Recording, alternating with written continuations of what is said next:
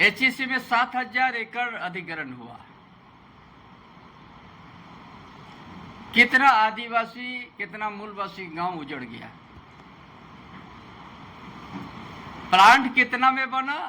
HEC 500 एकड़ में बना। दिल नहीं भरा, उस विस्थापित गौन हो गया उस परिवार।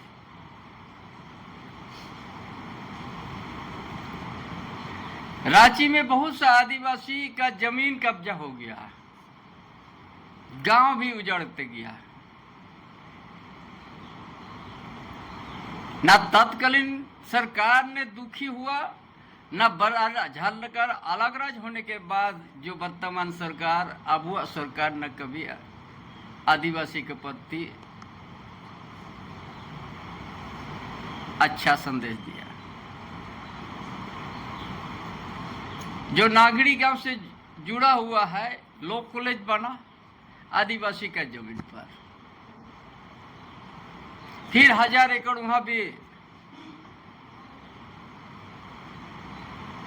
नेचर बदल हो रहा है। फिर नागरी में 227 एकड़। एक ठू बचा था इस रांची 3 विधानसभा क्षेत्र में, रांची, कांके विधानसभा और हटिया। अभी एक भी रेवेन्यू विलेज नहीं बच रहा है। एक ठू नागरी बचा हुआ, तो ये अब वह सरकार उसको बिना अधिग्रहण करके, बिना नोटिस करके अपना सत्ता का घमंड वहां फोर्स भर दिया और काम चालू कर दिया। ना भूमि पूजन तक नहीं हुआ।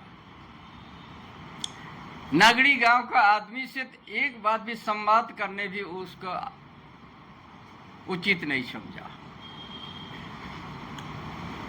इस देश में, इस राज्य में भी भूमि अधिग्रहण अधिनियम भी है।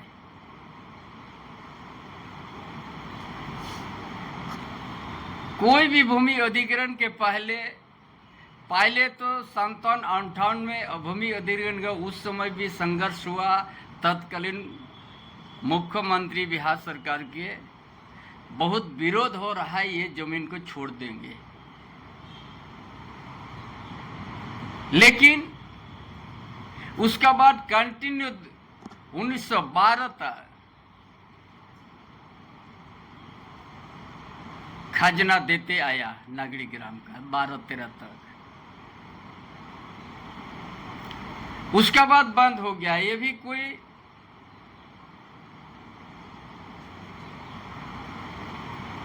कृषि विभाग ना क्या कृषि विभाग के नाम पर अधिग्रहण होता था, बिरसा एग्रीकल्चर। वो भी लिख के दे दिया कि हम अधिग्रहण नहीं किया है। तो हम समझते हैं कि क्या भूमि अधिग्रहण का क्या प्रक्रिया है।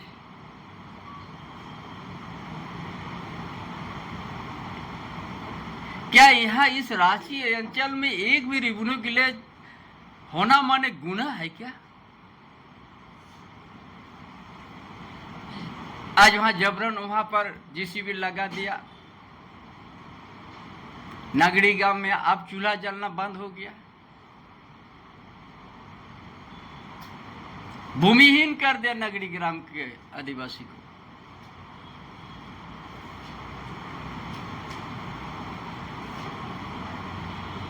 इसीलिए आज आप लोग के माध्यम से, या भूमि अधिग्रहण नियम है कि नहीं है। भूमि अधिग्रहण नियम में तो ये भी है कि सामाजिक आकलन पहले किया जाता है। अगर भूमिहीन हो जाएगा तो कहाँ रहेगा, किस तरीका से रहेगा। लेकिन ये अबुआ सरकार, जेएमएम, कांग्रेस, आरजेडी सरकार हाथ पर कर दिया।